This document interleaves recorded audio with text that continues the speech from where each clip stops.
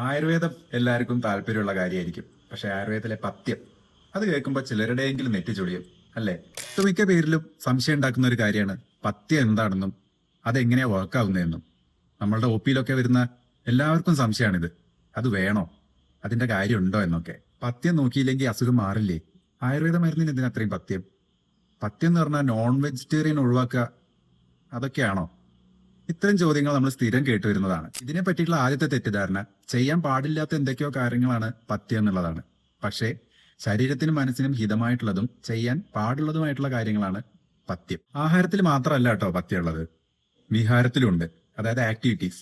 അതുപോലെ തന്നെയാണ് നമ്മുടെ മനസ്സിന്റെ ചിന്തകൾക്ക്, അതിനുണ്ട് പഥ്യം. വളരെ സിമ്പിളായിട്ട് പറയുകയാണെങ്കിൽ ഒരു രോഗിയുടെ രോഗത്തെ കൂട്ടുന്ന ആഹാരം, വിഹാരം, ചിന്ത ഇവയെല്ലാം മാറ്റി നിർത്തി അവയെ കുറയ്ക്കുന്ന കാര്യങ്ങൾ ചെയ്യുന്നതാണ് പഥ്യം. അടുത്തൊരു പ്രധാന പ്രശ്നമാണ് ആയുർവേദ മരുന്നിന് എന്തിനാ ഇത്രയും പഥ്യം എന്നുള്ളത്. തീർച്ചയായിട്ടും ആയുർവേദ മരുന്നിനല്ല, ആ വ്യക്തിക്ക് അല്ലെങ്കിൽ ആ വ്യക്തിയുടെ രോഗത്തിനാണ് പഥ്യം പറയുന്നത്. പഥ്യം നോക്കണോ മരുന്ന് മാത്രം കഴിച്ചാൽ പോരെ? ഈ സംശയമാണ് ഒട്ടുമിക്ക പേരിലുള്ളത്. ഒരു ഉദാഹരണം പറയാം. അസിഡിറ്റി, ഡയബറ്റിസ് എന്നിവ പോലുള്ള അസുഖങ്ങൾക്ക് മരുന്ന് മാത്രം പോരാ. കുറച്ചൊക്കെ ആഹാരത്തിലും അതുപോലെ തന്നെ അവരുടെ ബാക്കി വിഹാരങ്ങളിലൊക്കെ മാറ്റം കൊണ്ടുവരേണ്ടതുണ്ട്. എന്നാലേ വളരെ പെട്ടെന്ന് തന്നെ സുഖം പ്രാപിക്കാൻ പറ്റൂ. പിന്നെ ആയുർവേദത്തിന് മാംസാഹാരത്തോട് പ്രത്യേകിച്ച് വെറുപ്പൊന്നുമില്ല കേട്ടോ.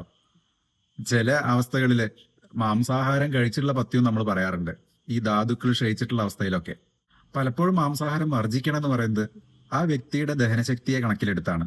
പഥ്യം ആഹാരത്തിന് മാത്രമല്ല വിഹാരത്തിനും ഉണ്ടെന്ന് പറഞ്ഞല്ലോ. അതിനൊരു ഉദാഹരണം പറഞ്ഞുതരാം. പണ്ട് കൊറോണ വരാതിരിക്കാൻ വേണ്ടി മാസ്ക് വെക്കാൻ പറഞ്ഞിരുന്നില്ലേ? അത് തന്നെയാണ് അതിനുള്ള ഉദാഹരണം. നമ്മൾ ഇതുവരെ ചെയ്യുന്ന എന്തോ ഒരു കാര്യം രോഗത്തെ കൂട്ടാനോ അല്ലെങ്കിൽ പുതിയൊരു രോഗം വരാനോ കാരണമാവുന്നുണ്ടെങ്കിൽ അതാണ് ആ വിഹാരത്തിലുള്ള അപഥ്യം. ചുരുക്കി പറഞ്ഞ ആയുർവേദ ആയിക്കോട്ടെ മറ്റേത് സിസ്റ്റം ആയിക്കോട്ടെ, ഡോക്ടർ മരുന്ന് പ്രിസ്ക്രൈബ് ചെയ്യുമ്പോൾ അതിനുള്ള പഥ്യം കൂടി ചോദിച്ച് മനസ്സിലാക്കുക. എന്നിട്ട് മുന്നോട്ട് പോയാൽ നിങ്ങൾക്ക് പെട്ടെന്ന് തന്നെ രോഗവിമുക്തി നേടാനാകും. അപ്പോ പഥ്യം കേൾക്കുമ്പോൾ ഇനി ആരുടെയും നെറ്റി ചുളിയണ്ട.